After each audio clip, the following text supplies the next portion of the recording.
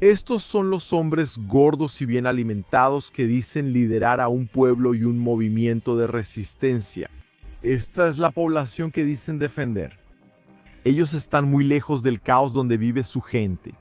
Allí, en Gaza, tienen como representantes a los soldados que deberían proteger a las personas, pero se visten con trajes de ayuda humanitaria o caminan con los civiles para disfrazarse entre la gente que deambula sufriendo y desplazándose de una zona de guerra a otra. Esta es una historia de sufrimiento donde un Estado caza a los líderes que generan ese terror a su pueblo y al mismo tiempo comete crímenes de guerra durante esa cacería. Esta es la guerra entre el gobierno de Benjamín Netanyahu y Hamás.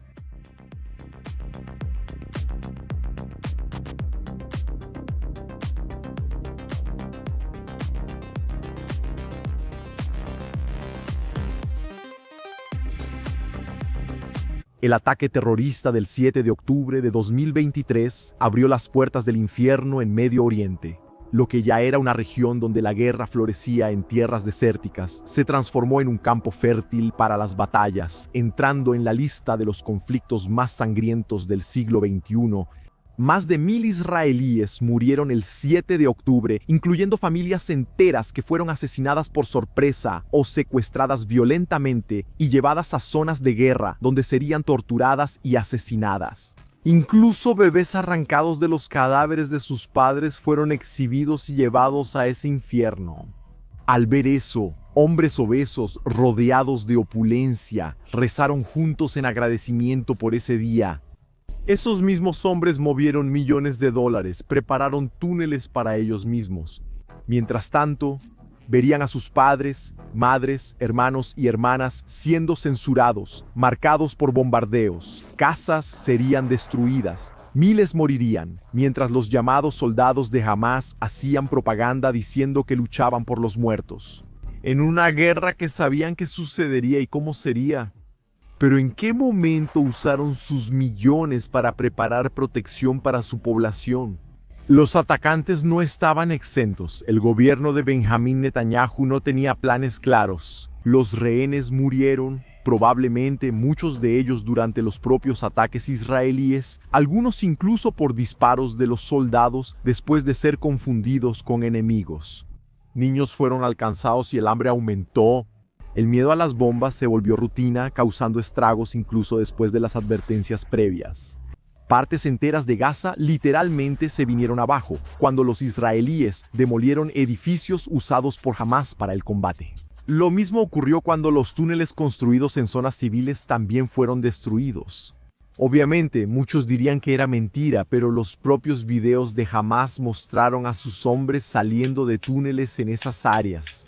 Túneles que no se construyeron en 1 o 2 días, sino que fueron trabajos elaborados.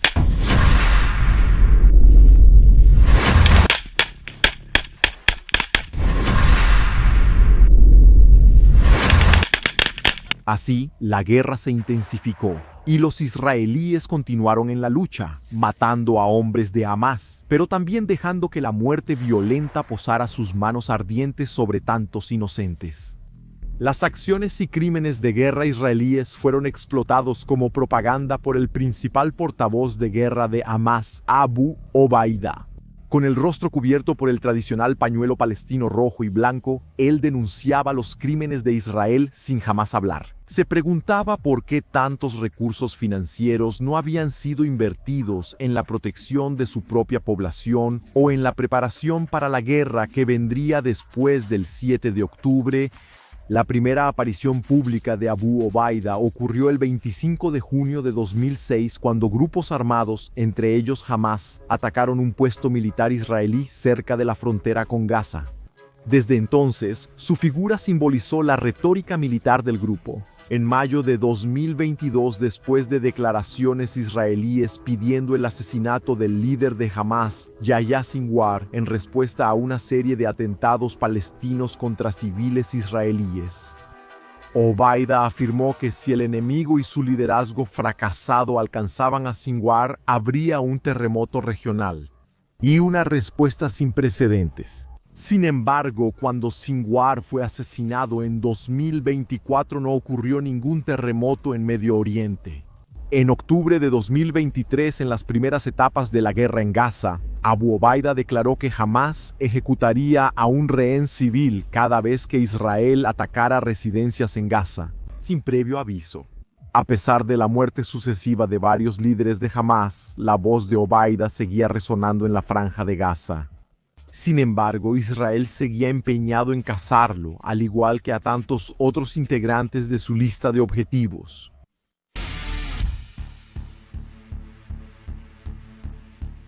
La Yihad Islámica Palestina exhibió sus armas incluso antes de la guerra, cuando quiso demostrar su poder en la lucha contra Israel.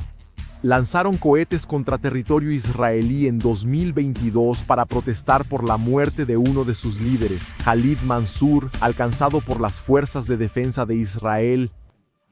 Los cohetes de la Yihad Palestina volaron con baja precisión, dispersándose en el cielo sin un objetivo claro en territorio enemigo.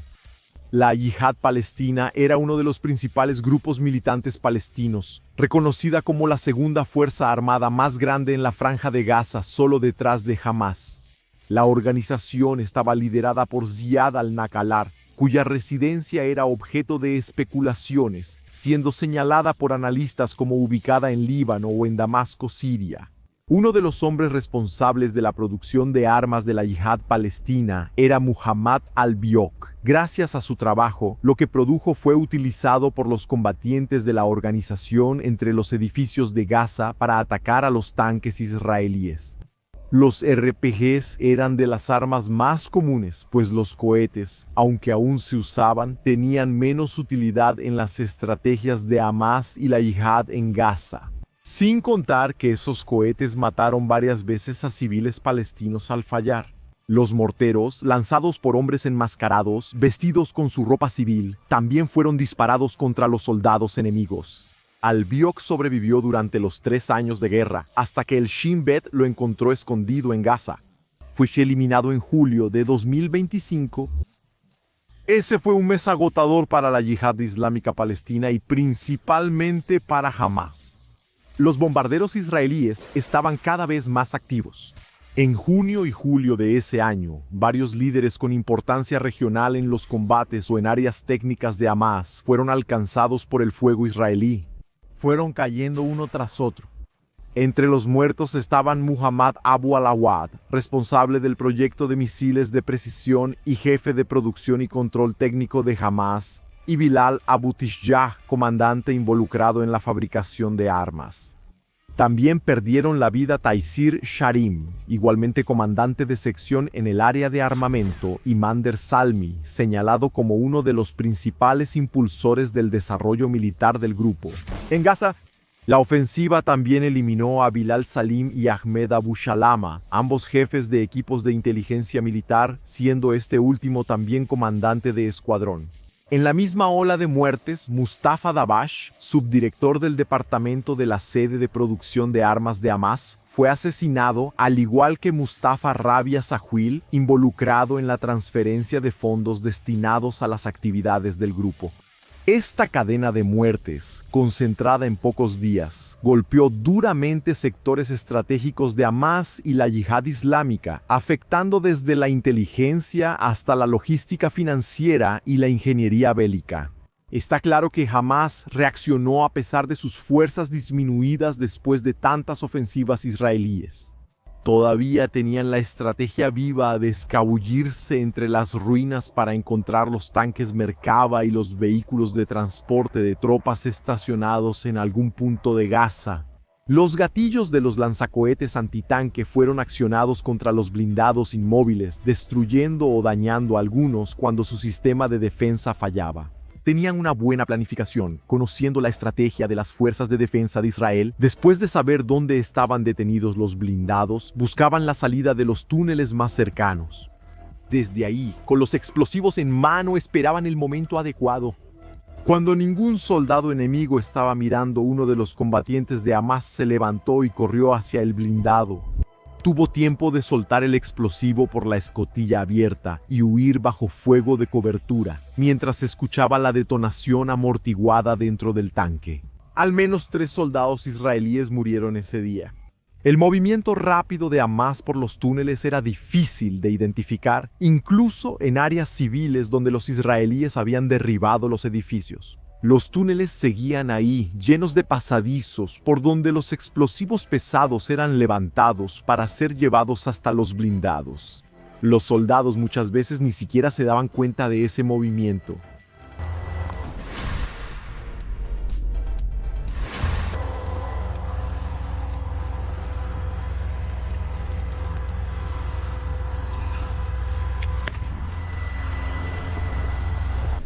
Combatientes de Hamás corrieron hacia los túneles, de nuevo, bajo la cobertura de uno de los suyos, disparando el lanzacohetes antitanque. Refugiados bajo tierra escucharon las explosiones.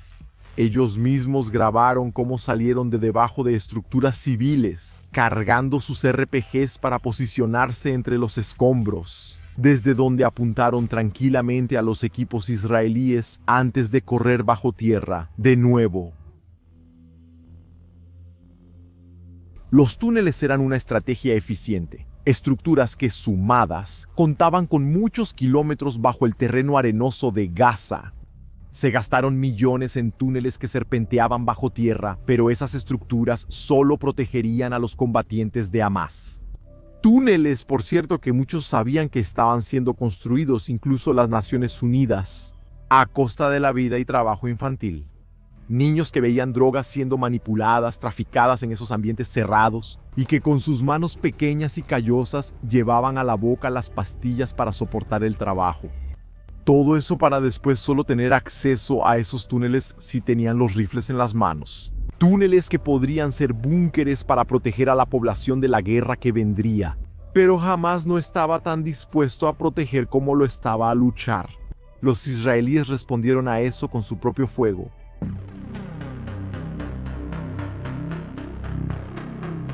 Arafat Diab estaba entre los terroristas que invadieron el Festival Novo en Reim el 7 de octubre de 2023. Después se retiró a Gaza, donde luchó en el batallón Sheikh Hadiwan Ali. Los israelíes hicieron su tumba. Era otra baja de Hamás en medio de los combates mientras los israelíes avanzaban continuamente dentro de Gaza. Cada vez más, la franja cayó bajo el dominio de las fuerzas de defensa de Israel, con tantos edificios siendo destruidos para que Hamás no los usara como base. A pesar de esa justificación, era importante decir que también era un crimen ver cómo tantas construcciones civiles fueron reducidas a polvo. Fue una destrucción completa, que desplazó a cientos de miles de sus hogares, poniéndolos en tiendas de campaña o en las calles, sujetos a todo tipo de peligro, incluso al de bombas israelíes que mataron a muchos. Durante ese período, Gaza era un área demasiado densa de tierras secas, donde había poco donde esconderse y aún menos qué comer. Muchos quedaron atrapados en los centros urbanos, convertidos en campos de batalla y apretados entre Hamás y las fuerzas de defensa de Israel, y así sucumbieron. Incluso internamente, el gobierno de Netanyahu ya enfrentaba protestas por esto.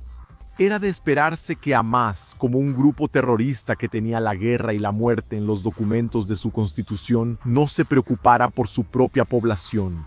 Pero también era de esperarse que los israelíes, un estado cuyo pueblo sufrió en otras guerras, mantuvieran la superioridad moral durante esta guerra sangrienta. Por eso, voces como la de Abu Obaida, el portavoz enmascarado de Hamás, se alzaban y terminaban diciendo la verdad. Aunque solo usara eso como propaganda y no para arreglar las cosas.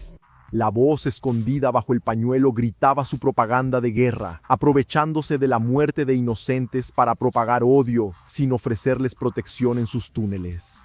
Mientras tanto, Mehran Mustafa Bahur, comandante de Hamás con base en Líbano, dirigía sus ataques desde el norte, lanzando cohetes a Nahariyah, Kiryat Muna y otras ciudades israelíes. La inteligencia de Tel Aviv descubrió cuándo se desplazaría y señaló el auto para que fuera objetivo de un dron. Una explosión o un comandante menos. Salah al-Din Sa'ara, llamado como uno de los grandes generales islámicos de las cruzadas, era el subcomandante del batallón, Sheikh Hadiwan fue otro que recibió la visita de las bombas israelíes. El mes de agosto continuó con la caída de las fuerzas de Hamas. Comandantes experimentados fueron cayendo. Abdullah Saed al-Bakin, quien participó en el secuestro de 3 soldados el 7 de octubre, estaba en combate cuando fue alcanzado y muerto en Jabalia. Era comandante de una de las compañías de las fuerzas especiales, Nukiba, siendo otra pérdida en la cadena de mando. El jefe del departamento de control de la brigada de Rafa, con funciones de inteligencia y vigilancia, Nasser Musa, fue muerto en un ataque aéreo en Khan Yunis. Khan Yunis había sido un centro de combate durante bastante tiempo en la guerra, tanto que los comandantes de Hamas allí cayeron sucesivamente en esos años. Naif Abu Shamala, otro de los terroristas del 7 de octubre, recibió el fuego israelí como recompensa por sus actos. No había cadena de mando que soportara bien tantas pérdidas. No se forma a un buen combatiente rápidamente en esa guerra. Hamas, intentando sobrevivir, usó técnicas más turbias. Los israelíes detectaron a un grupo de hombres moviéndose junto a autos con la marca de World Central Kitchen, una organización no gubernamental sin fines de lucro, dedicada a proporcionar comidas después de desastres o en lugares de conflicto. Los drones israelíes observaron cuidadosamente, ya que meses antes habían cometido el error y obviamente crimen de guerra de atacar a los agentes de la organización, matando a 7 trabajadores humanitarios de la World Central Kitchen que viajaban en 3 autos de la organización no gubernamental en la Franja de Gaza. Pero esta vez las armas se vieron claramente. Sí, eran hombres armados, usando chalecos y la protección de grupos de apoyo para circular en Gaza y atacar a las tropas de Tel Aviv. Se juntaron y se desplazaron por un tiempo hasta que finalmente fueron alcanzados y eliminados por un ataque aéreo. La propia organización no gubernamental confirmó y condenó la actitud de Hamas. Esta vez, la voz de Abu Obaida no pudo hacerse escuchar, diciendo que era mentira que Hamas usara a su gente y a agentes humanitarios como escudo. Inquieto, en algún momento se descuidó y los israelíes lo pusieron en la mira.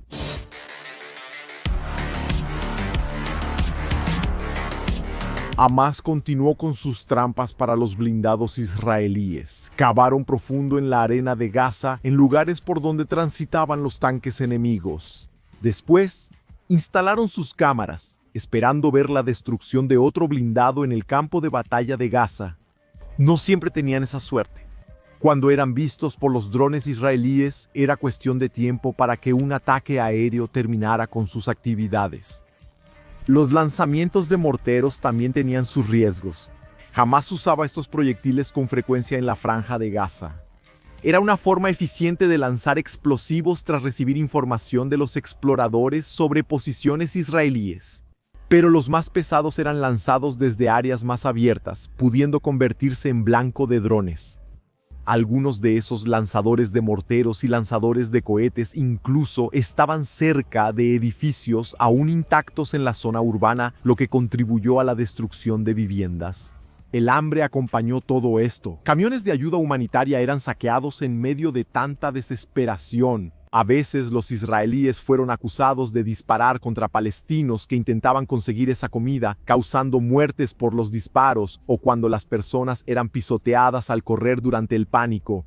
Mientras muchos vivían delgados en medio del hambre, otros tenían más suerte comiendo libremente. Hamas también fue acusado de robar parte de esa ayuda para alimentar a sus combatientes, muchas veces castigando con tortura a los palestinos que intentaron conseguir la comida.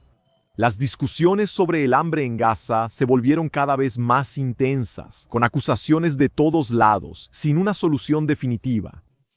Cometas con alimentos fueron lanzadas desde aviones, siempre esperando que nadie resultara herido al aterrizar. En medio de la guerra de propaganda, Abu Obaida fue descubierto en la ciudad de Gaza. Muchos consideraban Gaza como algo homogéneo, sin entender la organización de la franja.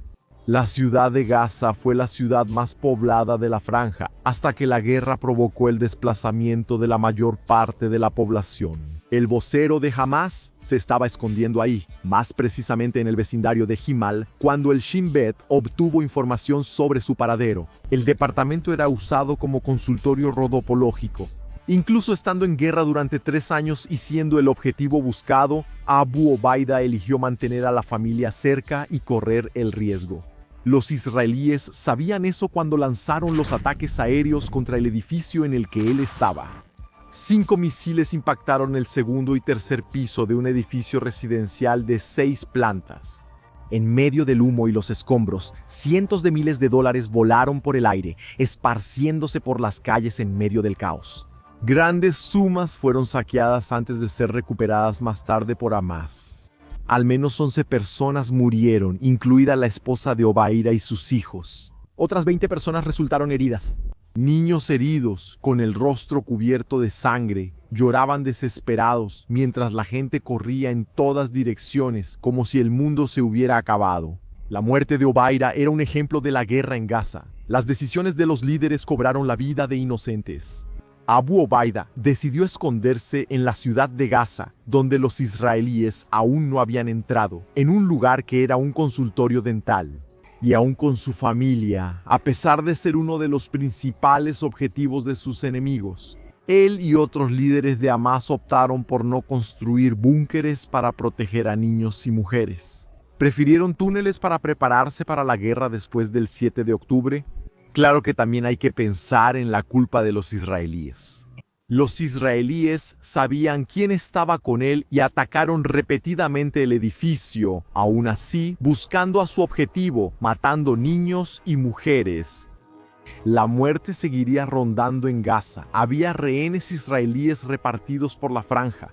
En su camino había civiles y finalmente Hamás escondiéndose detrás de todo y luchando en las sombras. La máquina de guerra bajo las órdenes de Benjamín Netanyahu seguiría golpeando hasta cumplir sus objetivos. Los siguientes pasos eran precisamente entrar en la ciudad de Gaza, mientras también cazaban a los líderes de Hamás que se daban la gran vida en Qatar.